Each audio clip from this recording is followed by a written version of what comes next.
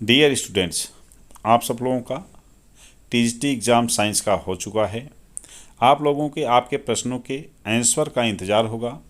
मैंने आप लोगों के लिए केमिस्ट्री के प्रश्नों का हल से संबंधित एक वीडियो बनाया है। इसमें आपको आपके सभी प्रश्नों के हल केमिस्ट्री से संबंधित मिल जाएंगे और इनका सामान्य एक्सप्लेनेशन भी दिया गया है। डिटेल एक्सप्लेनेशन के लिए आगे आपको और भी वीडियो बना के डाले जाएंगे, आप लोग उनको भी देख सकेंगे। लेकिन अभी तुरंत आपके प्रश्नों के आंसर डाले जा रहे हैं, इन्हें आप देखें। पहला क्वेश्चन था, Newton's law of cooling is an approximate form of. तो देखिए, केमिस्ट्री से संबंधित पहला प्रश्न जो है वह है, आप अगर चलते जाएंगे 3D सीरीज में ऑक्सीकरण संख्या +7 कौन सा प्रदर्शित करता है। तो यहाँ अगर आप देखें, मैंगनीज जो कि KMnO4 बनाता है, इसमें Mn की ऑक्सीकरण संख्या +7 होती है, तो यहाँ पर Mn करेक्ट आंसर है। नेक्स्ट आप देखिए क्वेश्चन नंबर 6। क्वेश्चन नंबर 6 है, अ पार्टिकल यानी द्रव्यमान m का एक सॉरी ये फिजिक्स से रिलेटेड है। आगे हम लोग देखते हैं केमिस्ट्री का कौन सा क्वेश्चन है।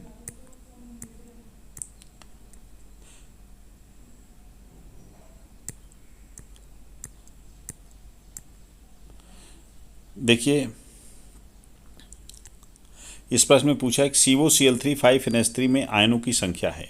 तो देखिए, COCl3 5NH3 जब आयोनाइज होता है तो ये देता है CONH3 5 3 + 3Cl-।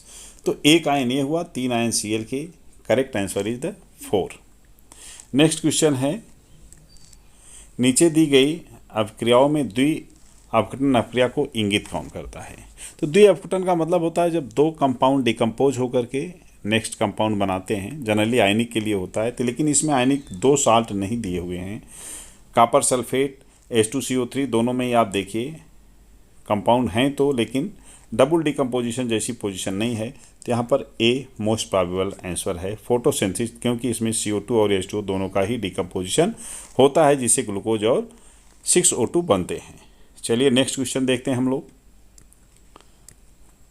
केमिस्ट्री से रिलेटेड। देखिए यहाँ है, निम्नलिखित में से कौन सा एक लेक्लांसे सेल में एनोड का कार्य करता है। तो आप जानते हैं कि लेक्लांसे सेल में ग्रेफाइट यानी कार्बन छड़ यूज होती है, तो this is the correct answer. Next देखिए, यहाँ है, सिल्वर के हैलाइडों में न्यूनतम जलीय घुलनशीलता वाला कौन सा है। सबसे कम घुलनशील कौन है। तो बच्चों, यहाँ पर सबसे कम घुलनशील AgCl है। यहाँ पर AgCl की घुलनशीलता कई फैक्टर पर डिपेंड करती है, उसके डिटेल में हम ना जाके आपको केवल ये बता दें कि AgCl जब आप लोग क्लोराइड का टेस्ट करते हैं तो वहाँ पर देखते होंगे कि तुरंत ही जैसे आप AgNO3 का विलयन किसी भी हाइलाइड वाले क्लोराइड वाले सोल्यूशन में डालते हैं तो AgCl का प्रेसिपिटेट मिलता है। AgCl का ही वह साल्ट है सिल्वर का जो जल में सबसे कम घुलनशील है, तो this is the correct answer. इसके बाद देखिए है, कौन सा विस्तारित अष्टक नहीं दिखाता है। फास्फोरस, सल्फर और यहाँ भी सल्फर, इन सब में इनके अष्टक d ऑर्बिटल का यूज करते हैं, 3D ऑर्बिटल का, और यहाँ पर 5 है इसकी वैलेंसी, यहाँ पे 6 है, यहाँ पर भी 6 है। तो नाइट्रोजन एक ऐसा है जिसमें d ऑर्बिटल नहीं होती और ये विस्तारित अष्टक नहीं प्रदर्शित कर सकता, तो C is the correct answer. Next आप देखें, अणुओं के टक्कर के कारण ऊष्मा का संचरण है। ये फिजिक्स का है, वैसे फिर भी मैं बता देता हूँ। अणुओं के टक्कर के कारण अगर ऊष्मा का संचरण हो रहा है तो वो विकिरण होता है, जिसको हम रेडिएशन कहते हैं। तो this is the correct answer. Next आइए हम लोग देख लेते हैं, केमिस्ट्री से रिलेटेड, किसकी इलेक्ट्रॉन बंधुता सबसे अधिक होती है? तो देखिए यहाँ हाइलोजेंस हैं। हाइलोजेंस में आप जानते हैं कि ऊपर से नीचे जाने पर इलेक्ट्रॉन बंधुता घटती है, लेकिन यहाँ पर एक एक्सेप्शन होता है कि फ्लोरीन का क्लोरीन से कम होता है, इसलिए पूरे अगर ग्रुप में हम देखेंगे तो सबसे अधिक इलेक्ट्रॉन बंधुता क्लोरीन की है। अगर ऋण विद्युता होती तो ये फ्लोरीन के लिए आप कर सकते थे, लेकिन इलेक्ट्रॉन बंधुता के लिए यहाँ पर क्लोरीन होगा। That is right answer. Nuclear विखंडन का क्या कारण है? फिजिक्स का क्वेश्चन है, फिर भी मैं इसको बता देता हूँ आपको। अपकेंद्री बल हो ही नहीं सकता।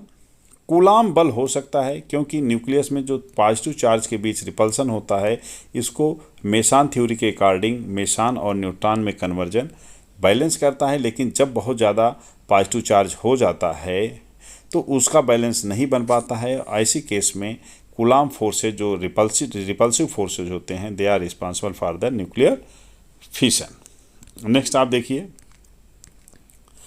कौन सा इलेक्ट्रॉन स्नेही अभिकर्मक है?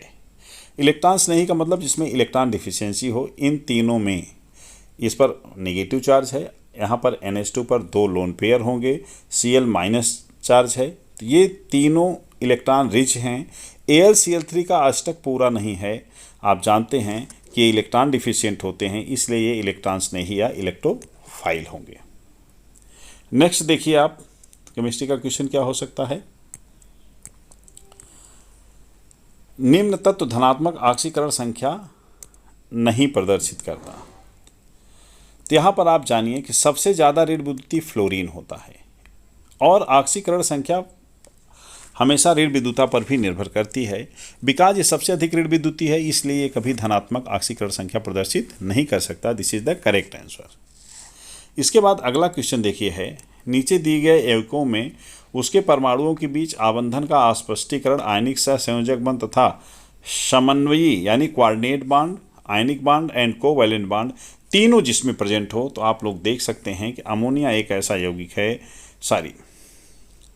Nitric acid, not that is ammonia, nitric acid ऐसा कंपाउंड है जिसमें सभी बांड होते हैं। अगर आप देखें HNO3 होता है, HON डबल बांड O और एक कोऑर्डिनेट बांड O होता है। तो इसमें देखिए OH पर निगेटिव पॉजिटिव चार्ज, यह आयनिक नेचर का होता है, जल में आयोनाइज हो जाता है, और NO जो होता है यहाँ पर कोऑर्डिनेट बांड प्रेजेंट है। तो that will be the correct answer. Next अगर हम देखते हैं अगला क्वेश्चन केमिस्ट्री का,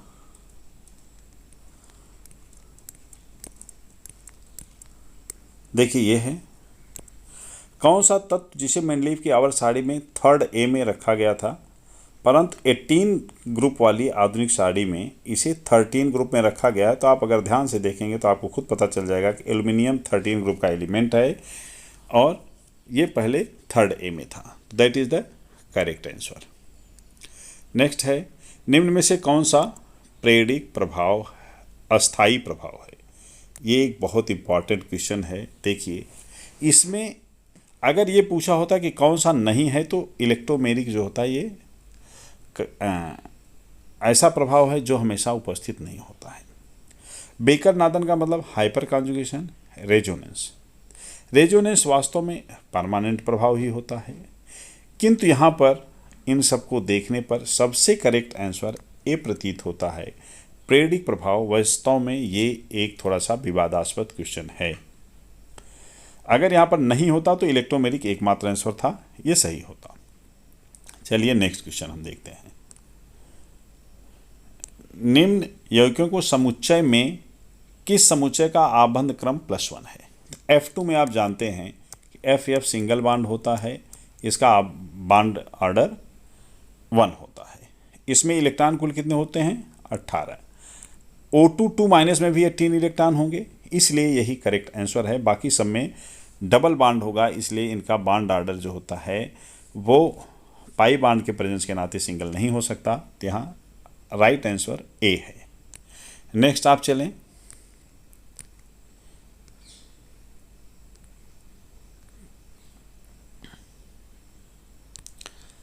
एक दिए हुए यौगिक में हमेशा यथार्थ में वजन से समान अनुपात में तत्व होते हैं, यह अवधारणा किससे संबंधित है? तो ये law of conservation of mass है, गुणित अनुपात नियम है, द्रव्यमान शिष्ट नियम है, निश्चित अनुपात। आप देखिए यौगिक में हमेशा यथार्थ वजन में समान अनुपात में, यानी कांस्टेंट प्रोपोर्शन का रूल है, निश्चित अनुपात का नियम है, ये करेक्ट आंसर है। नेक्स्ट आप देखिए केमिस्ट्री का जो क्वेश्चन है वह है कौन सा अक्रिय युग्म प्रभाव दिखाता है? बच्चों अक्रिय युग्म प्रभाव हमेशा पी ब्लॉक के एलिमेंट दिखाते हैं। सोडियम एस ब्लॉक है, मैग्नीशियम एस ब्लॉक है, स्कैंडियम डी ब्लॉक में है, आप जानते हैं। पीबी पी ब्लॉक का एलिमेंट है और ये ग्रुप में नीचे होता है, 14 ग्रुप में पाया जाता है, और किसी भी पी ब्लॉक के किसी भी नीचे वाले एलिमेंट्स अक्रिय युग्म प्रभाव दिखाते हैं, तो इसलिए ये करेक्ट आंसर है, that is the PB. C is the correct answer. C is the correct answer. सब पर चिन्ह लगा है प्लस का, लेकिन आप ये जानते रहिए C is the correct answer.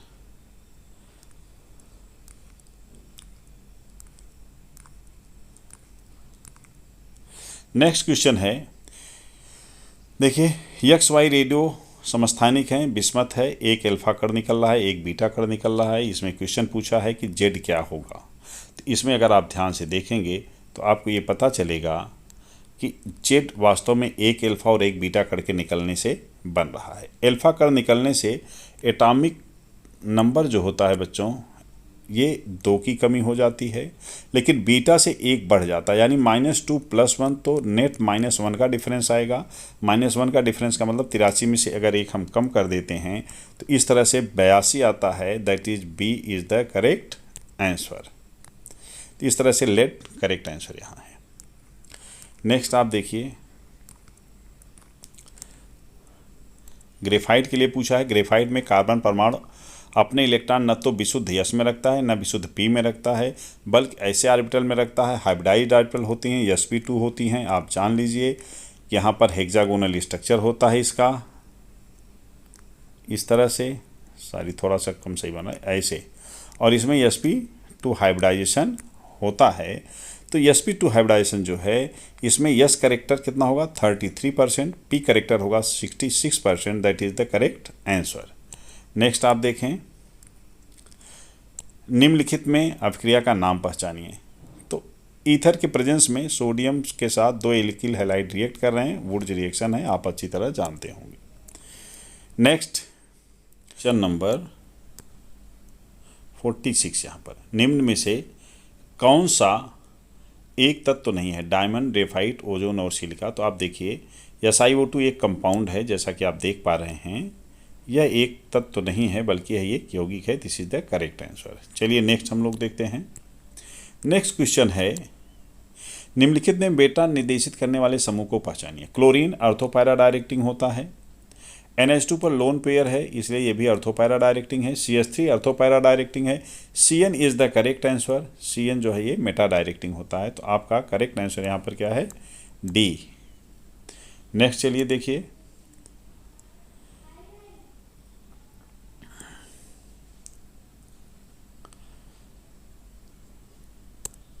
यदि परमाणु का आकार बढ़ता है तो अधातु गुण बढ़ेगा घटेगा, कभी बढ़ेगा कभी घटेगा, कोई परिवर्तन नहीं होगा। तो आप अगर ध्यान से इसको देखें तो यहाँ पर है कि परमाणु का आकार जैसे जैसे बढ़ता है धात्विक गुण बढ़ता है और अधात्विक गुण घटता है। तो यहाँ पर घटेगा करेक्ट आंसर होगा, पीरियाडिक प्रॉपर्टी है। नेक्स्ट है निम्नलिखित किरणों की प्रवेशी क्षमता। तो सबसे अधिक आप जानते हैं गामा का होता है, फिर बीटा और alpha, that is the correct answer. Next आप देखिए निम्न नीचे सूचीबद्ध संक्रमण तत्वों में ऑक्साइडों में कौन सा रंग विहीन होता है? देखिए बहुत अच्छा एक क्वेश्चन है। TiO2 करेक्ट आंसर होगा, क्योंकि डी ब्लॉक में Ti जो होता है इसका इलेक्ट्रॉनिक कन्फिग्रेशन होता है 3d2 4s2, लेकिन यहाँ पर ये +4 स्टेट में है। +4 स्टेट में ये दोनों इलेक्ट्रॉन रिमूव हो जाएंगे और ऐसे में ये D0 इलेक्ट्रॉन रहेगा। इसमें D0 जहाँ भी होता है वो कलरलेस कंपाउंड होते हैं, तो that is the correct answer. Next देखिए एक रेडियो एक्टिव तत्व कि अर्धायु 10 सेकंड है, इस तत्व के नाभिक का क्षय 10 सेकंड से पहले हो जाएगा, 10 सेकंड में होगा, 10 सेकंड के बाद होगा, पहले से बताना संभव नहीं है। आप ध्यान से समझिए, अगर तो एक ही न्यूक्लियस को लिया है इसने और बताया है कि अर्धायु 10 सेकंड है। अर्धायु का मतलब होता है आधे तत्व जो होते हैं, आधे परमाणु वो अपघटित होते हैं, आधे बचे रहते हैं। तो कौन सा, अगर किसी एक ग्रुप में हम देखें तो कोई एक तत्व जो है वो अपघटित होगा कि नहीं, ये 10 सेकंड पर डिपेंड नहीं करता जब तक कि उसका कंप्लीट अपघटन न हो जाए। तो इसको हम कह सकते हैं कि पहले से बता पाना संभव नहीं है। That is the correct answer, क्योंकि किसी एक परमाणु को जब आप लेंगे तो पता नहीं वो पहले वाला विघटित होने वाला होगा या अंतिम वाला। तो इस तरह से आप ये कह सकते हैं कि यहाँ पे बताना संभव नहीं है। नेक्स्ट है, रेडियो एक्टिव पदार्थ की अर्धायु का समीकरण क्या है। आप जानते हैं कि हाफ लाइफ टाइम और विघटन स्थिरांक लैम्ब्डा में जो संबंध होता है, ए है T12 = 0.693 अपान लैम्ब्डा। तो चलिए नेक्स्ट क्वेश्चन हम लोग देखते हैं।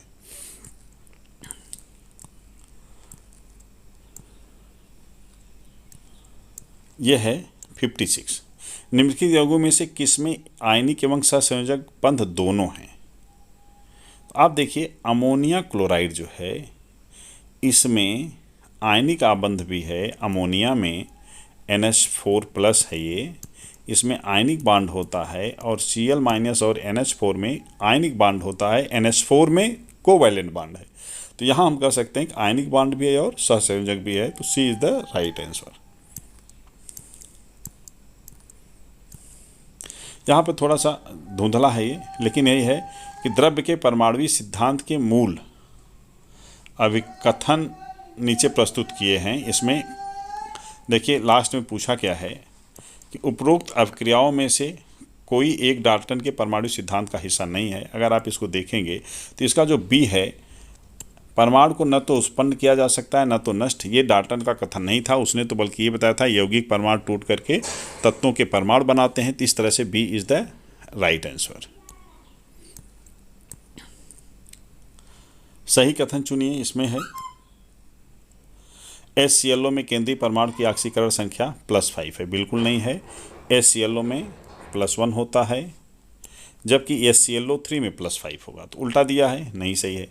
HClO3 में Cl परमाणु HClO में अधिक वैद्युत ऋणात्मक है। देखिए Cl+ फॉर्म में होता है, HClO3 में ये +5 स्टेट में है, और HClO में ये +1 में है। तो हम कह सकते हैं कि जहाँ पर +1 है वहाँ ये ज़्यादा कम ऋण विद्युती है। तो यहाँ पे अगर हम देखें इसे ध्यान से कि HClO में क्लोरीन परमाणु HClO3 में अधिक से अधिक वैद्युत ऋणी है। बिल्कुल ये कम धनात्मक है, यानी ज़्यादा ऋण विद्युती है। जिस पर जितना ज़्यादा धन होगा उसकी ऋण विद्युता उतनी ही कम हो जाएगी। तो हम ये कह सकते हैं कि यहाँ पर ऋण विद्युती ज़्यादा ऑक्सीजन है तो क्लोरीन कम होगा। That is the C is the right answer. Next चलिए हम लोग देखते हैं, निम्नलिखित का उत्पाद बताइए। क्लोरीन जब सनलाइट में रिएक्ट करता है बेंजीन से तो बेंजीन हेक्साक्लोराइड बनता है। एडिशन रिएक्शन होता है, आप जानते हैं अच्छी तरह से। तो यहाँ पर PHC कहाँ दिया है, यहाँ पर है benzene hexachloride. C is the right answer. Next चलिए,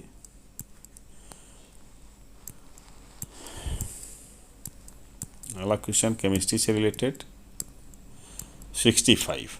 सहसंयोगी यौगिक साधारणतया क्यों कम गलनांक के होते हैं। तो इनमें वंडरवाल फोर्स होता है जो बहुत पुअर होता है, कमजोर वंडरवाल बल इसका कारण है। That is the right answer. Next question है, आधुनिक आवर्त सारणी किसने दिया है। मोजले ने दिया है। करेक्ट आंसर मोजले। नेक्स्ट है, परमाणु में विभक्त ऊर्जा स्तर होते हैं किसके प्रयोग ने बताया। तो विभक्त ऊर्जा स्तर है क्या, देखिए अगर हम देखें यहाँ पे पूछा गया है डिस्क्रीट एनर्जी लेवल्स। तो प्लैंक्स ने वास्तव में ये बताया था कि क्वांटम सिद्धांत दिया था। रदरफोर्ड तो इसमें था ही नहीं। डेविसन, गार्मर और फ्रैंक हर्ट्ज में हम देख सकते हैं। वैसे प्लैंक ने कई सिद्धांत दिए हैं। तो फिजिक्स का क्वेश्चन है, प्लैंक में बी, आप इसको नोट कर लें, प्लैंक में बी। नेक्स्ट क्वेश्चन है, यहाँ पे साफ नहीं है तो इसको हम लोग छोड़ते हैं यहाँ से। नेक्स्ट क्वेश्चन देखते हैं केमिस्ट्री का कौन सा है। एक प्रोटॉन एवं एक अल्फा कण विशिष्ट आवेश का अनुपात क्या होगा? प्रोटॉन पर +1 होता है और अल्फा पर +2 होता है, तो यहाँ पर 1:2 करेक्ट आंसर है 43 में। कौन सा अधिकतम चक्रण बहुलता रखता है? देखिए, चक्रण बहुलता मल्टीप्लिसिटी ऑफ स्पिन जो होती है वो नंबर ऑफ अनपेयर्ड इलेक्ट्रॉन पर डिपेंड करती है। जितने अनपेयर्ड इलेक्ट्रॉन होंगे उतने ही ज़्यादा मल्टीप्लिसिटी होगी। तो P3 जो है ये अधिकतम अनपेयर्ड इलेक्ट्रॉन है, that is the correct answer. Next है,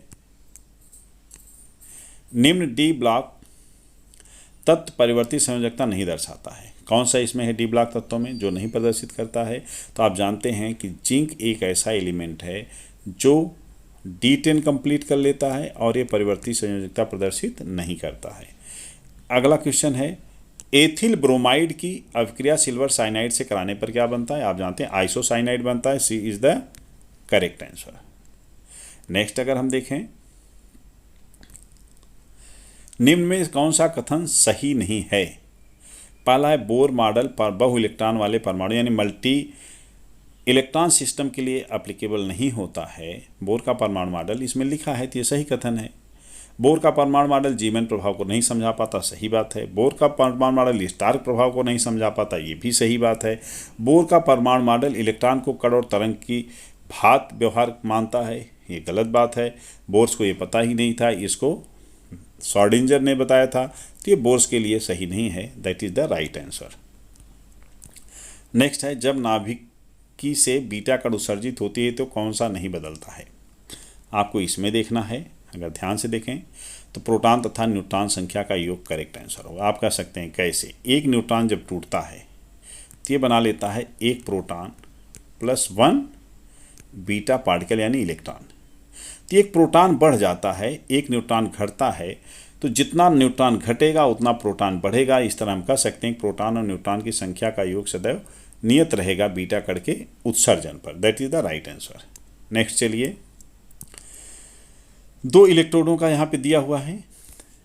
यहाँ पे रिएक्शन आप देखेंगे तो कोबाल्ट और Fe में कोबाल्ट जो है ये एनोड बनाएगा, Fe कैथोड बनाएगा। और आप जानते हैं कि ई सेल इक्वल टू होता है ई कैथोड माइनस ई एनोड। अगर इस ग्राउंड पे आप देखेंगे तो कैथोड की वैल्यू कितनी है? कैथोड मतलब यहाँ पे क्या है? कैथोड, कैथोड आयरन है। आयरन की वैल्यू -0.44 है। इससे माइनस जब हम करेंगे 0.28 के तो ये प्लस हो जाएगा, 0.28 हो जाएगा और इसका डिफरेंस आएगा -0.16, that is the right answer. A is the correct answer. यहाँ दिया है, यदि सेल Zn2+, कॉपर 2+, कॉपर डाइनिल सेल है, तो इसमें आपसे पूछा गया है कि इसका सेल विभव क्या होगा। तो आप जानते हैं कॉपर कैथोड है, जिंक एनोड है, कैथोड माइनस एनोड यानी 0.34 -76 करेंगे, ये प्लस हो जाएगा। टोटल वैल्यू निकालेंगे तो ये हो जाएगा 1.1, that is the right answer. किस ट्राई हैलाइड में सबसे ज़्यादा ऊष्मीय स्थायित्व है? ट्राई हाइड्राइड में।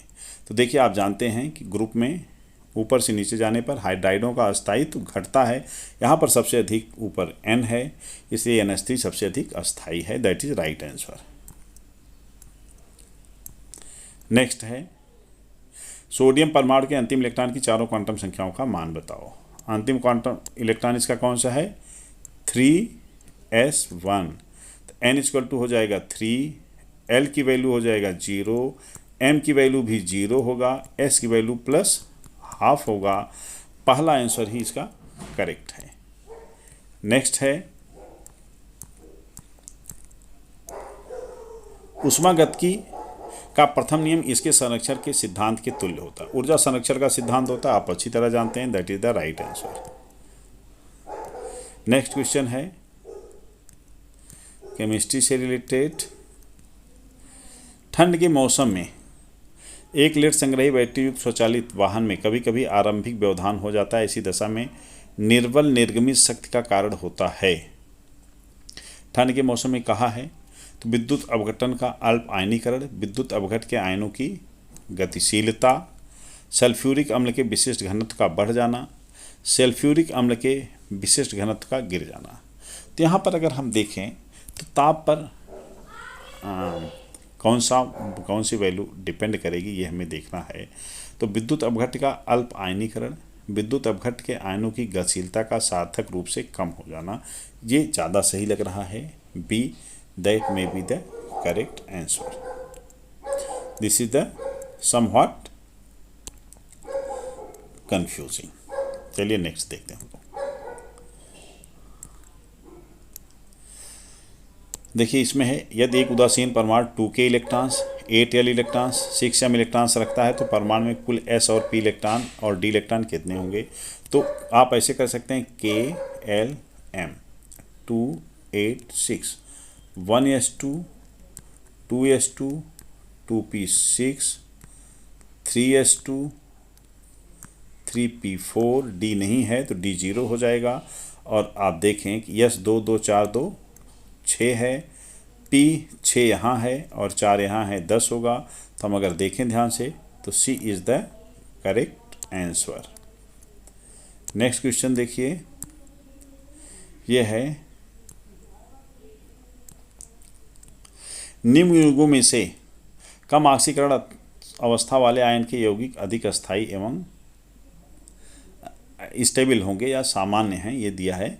तो देखिए आप एक चीज़ें जानिए कि पी ब्लॉक जो होता है उसमें इनर्ट पेयर इफेक्ट पाया जाता है और उनके कम ऑक्सीकरण संख्या वाले यौगिक ज़्यादा स्थायी होते हैं जब हम ग्रुप में ऊपर से नीचे जाते हैं।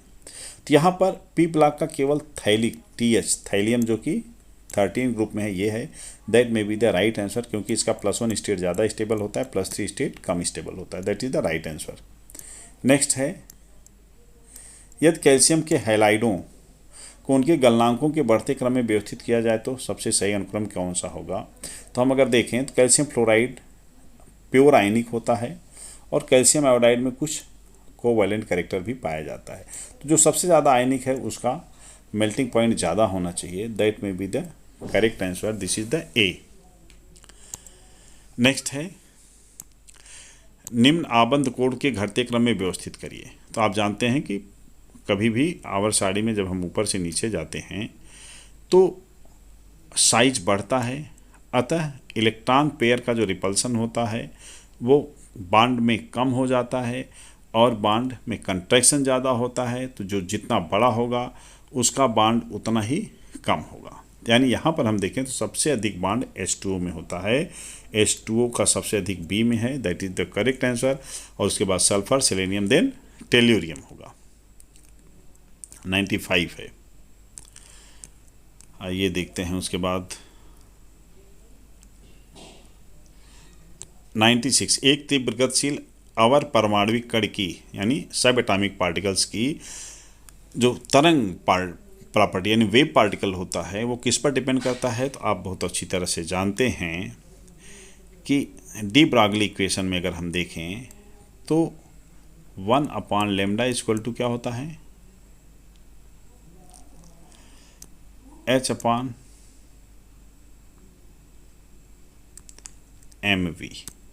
यानी ये m और v दोनों पर डिपेंड करता है। m और v को अगर हम देखें तो मोमेंटम भी है, यानी यहाँ पर द्रव्यमान सही है, गति सही है और संवेग सही है। तो ये ड्यूअल कैरेक्टर के बेस पे आप इसको एक्सप्लेन कर सकते हैं। चलिए हम नेक्स्ट क्वेश्चन में देखते हैं। तो यहाँ पर आंसर कौन सा सही होगा इसको ज़रा देख लीजिए। डी का मतलब 2, 3 और 4, 2, 3 और 5। यहाँ पे आप देखें अगर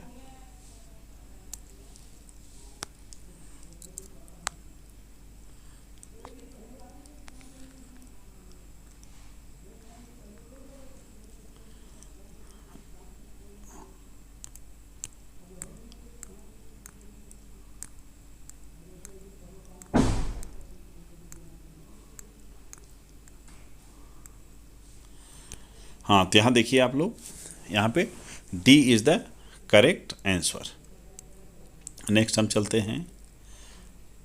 किसी परीक्षण किया कि परमाणु के अंदर बहुत अधिक रिक्त जगह होती है। रदरफोर्ड का परमाणु मॉडल इसको प्रूव करता है। नेक्स्ट क्वेश्चन, सामान्य ताप पर कैल्शियम कार्बाइड जल में मिलाने पर कौन सी गैस उत्पन्न होगी। एसिटिलीन गैस उत्पन्न होती है। अगर एल्यूमिनियम कार्बाइड होता है, Al4C3 देन मेथेन बनता है, और जब CaC2 यानी कैल्शियम कार्बाइड होता है तो देन बनता है acetylene gas. That is the right answer. Next चलिए, इलेक्ट्रॉनों की अधिकतम संख्या जो किसी एक कक्षक में रह सकती है 2 ही होती है, आप जानते हैं। That is the right answer. Next,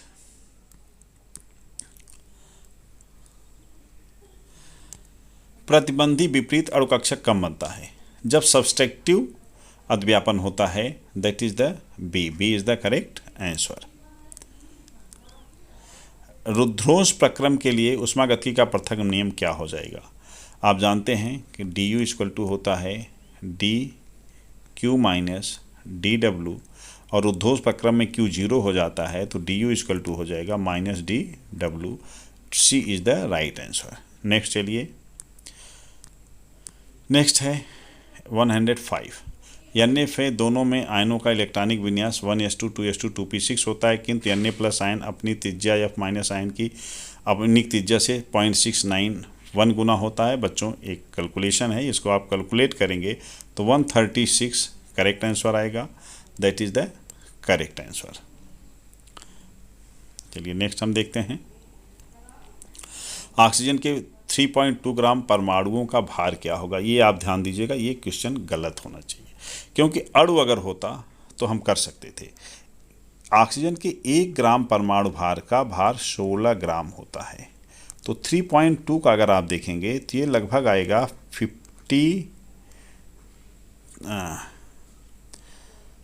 51.2, यानी अगर हम अणुभार लेंगे तब तो 102.4 सही है। बी करेक्ट आंसर हो सकता है, बट यहाँ पर ग्राम परमाणु की जगह ग्राम अणुभार दिया होता तो ये कंफ्यूजिंग क्वेश्चन है, इसको आप ध्यान रखिएगा। वैसे अणुभार मान लिया जाएगा तो ये बी करेक्ट आंसर है। 107 देखिए, नीचे दिए गए आयनों में प्रत्येक में आवेशित कार्बन परमाणु दूसरे कार्बन परमाणु से सिग्मा बंध बनाता है। ऐसे आबंध निर्माण में आवेशित कार्बन परमाणु द्वारा प्रयुक्त संकरित तारबल जिसमें यश प्रॉपर्टी सबसे अधिक हो। तो देखिए, अगर हम C माइनस में देखें तो यहाँ पर sp करेक्टर है और sp में यश करेक्टर 50% है। D is the correct answer. सभी क्षार धातुओं के निर्जलीय द्रव अमोनिया में तन विलयन क्या होते हैं? इसका होगा पैरामैग्नेटिक, मतलब बी। कैसे होते हैं? आप जानते हैं कि नीला रंग होता है, इसमें इलेक्ट्रॉन फ्री स्टेट में आ जाते हैं, तो ए फ्री इलेक्ट्रॉन के कारण इनका जो होता है ये अनचुंबकीय यानी पैरामैग्नेटिक होते हैं। नेक्स्ट क्वेश्चन चलिए हम लोग देखते हैं।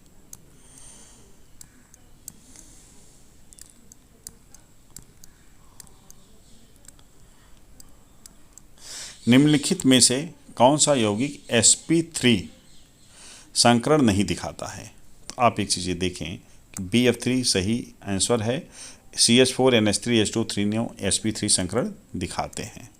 यदि हाइड्रोजन गैस एक अणु क्लोरीन गैस के एक अणु से क्रिया करता है, हाइड्रोक्लोरिक अम्ल का 2 अणु बनता है, तो विभिन्न गैसों के समान आयतन में आप जानते हैं कि अणुओं की संख्या समान होती है, तो बी इसका करेक्ट आंसर हो जाएगा।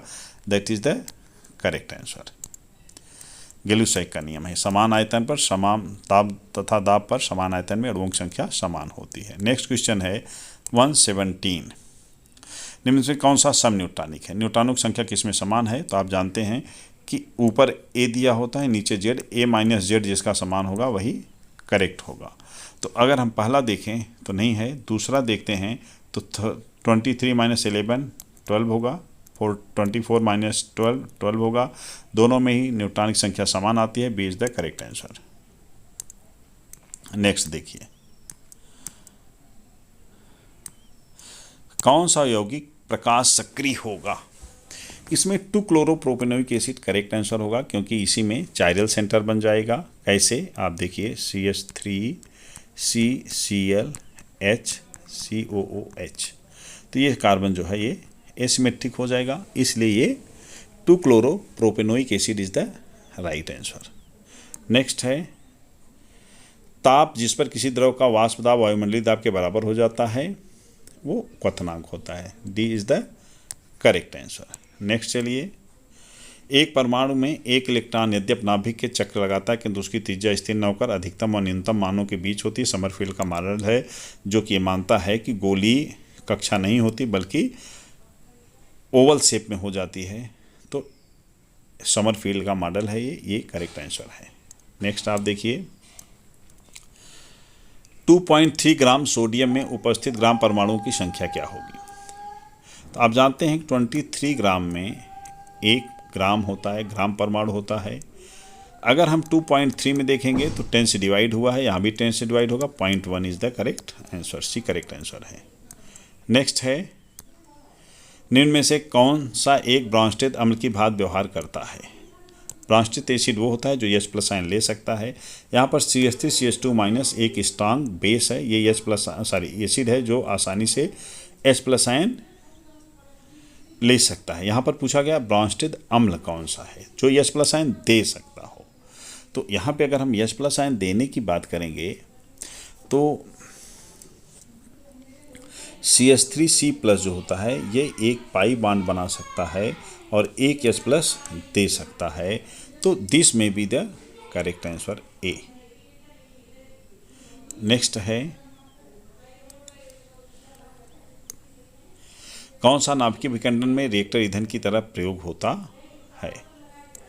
नाभिकीय विखंडन में विखंडन देखिए ये सब तो ड्यूटेरियम वगैरह कंट्रोल करने में लगते हैं, थोरियम का ही यूज होता है, तो दैट में बी यूज्ड।